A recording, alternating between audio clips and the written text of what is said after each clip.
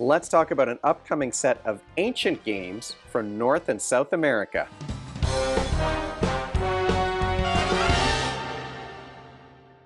Welcome to Brains on Games. I'm Dr. Brian McDonald. In this episode, we're going to talk about an upcoming set of ancient games that's coming to Kickstarter today as this video is being posted.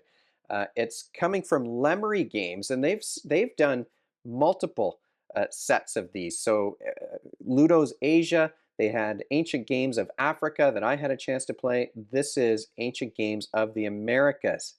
Now, this is a set of 4 games. They're all 2-player games. Games take 15 minutes, maybe half an hour if you're really thinking about your turns to play. And I would say kids aged 6 and up can figure these games out. Let's take a deeper look at Ancient Games of America from Lemery Games. That big box holds 4 different games in it, and there are smaller boxes that slide in and out, and within these boxes you can put the games in bags because the boards are cloth. They're double-sided cloth boards which allow you to play variations on each of the games, and all of the pieces are made of wood, which makes things super portable. You can play these things just about anywhere. These are great looking games, super colorful, and the printing on the wooden pieces, fantastic. So I've pulled out Comic-Con, I don't know if I'm saying these names right, but Comic-Con from Chile. We've got Konani from Hawaii. This one up here, the Chilean game, is one where one player, it's asymmetric. One player plays as a puma, the other player is going to be controlling these alpacas. This is a game that you're just moving on the board following these lines. Players are going to alternate moving one of their characters one space on the board. The goal here is either for the alpacas to fill up the puma's den or for the puma to capture 6 of those alpacas. Whenever one of those things happen, the game is going to end and either the puma or the alpaca will be the winner. Konani is similar. This is a checkers style game, but you start with every space on the board filled up. Then a player is going to take off one of these flowers, and then the opponent takes off a flower that's adjacent to that one, and then you're just jumping flowers and trying to chain jumps together so that you can capture all of your opponent's flowers.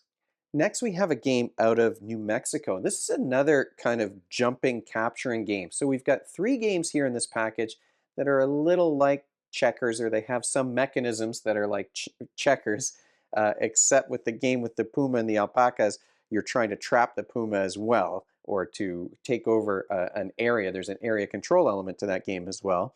But this one is out of New Mexico. I'm not even going to try to say the name of this game.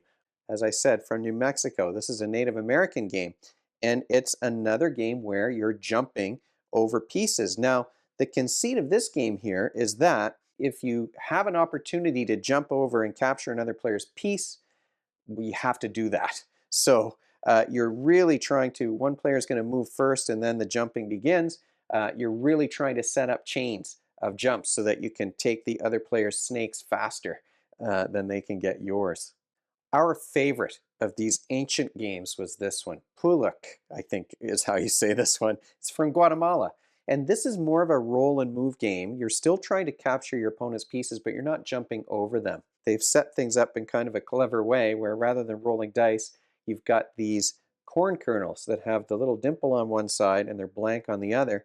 And you're throwing the kernels, and the number of face-up dimples that you're getting on those corn kernels, that dictates how far you can move one of your pieces.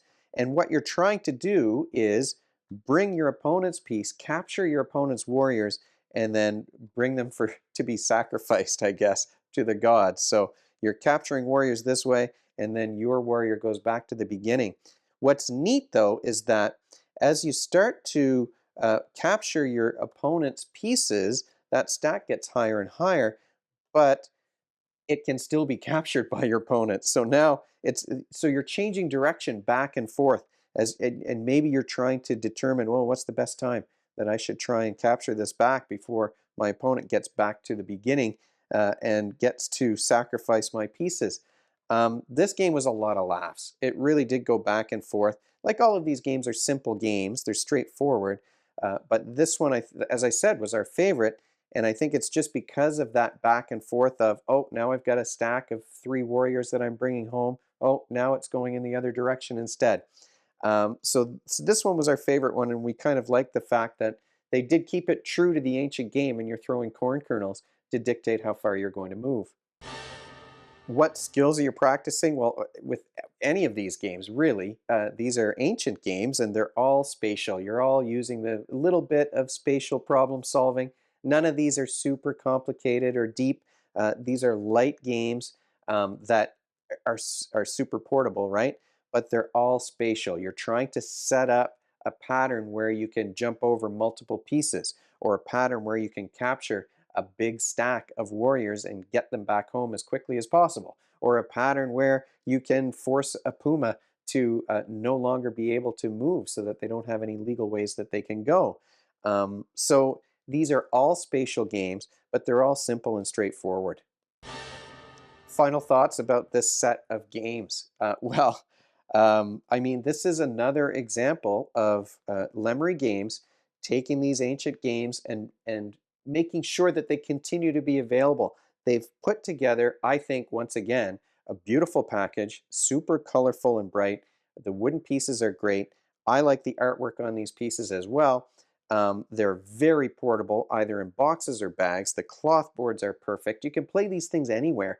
You know, this is a set where when my kids were younger, we would have been like putting these bags in my wife's purse, or putting them in our back pocket and bringing them along with us to restaurants or to the park, because they're just easy to play and pull out. A little bit, you know, some variations on that checker style game of jumping over other players' pieces.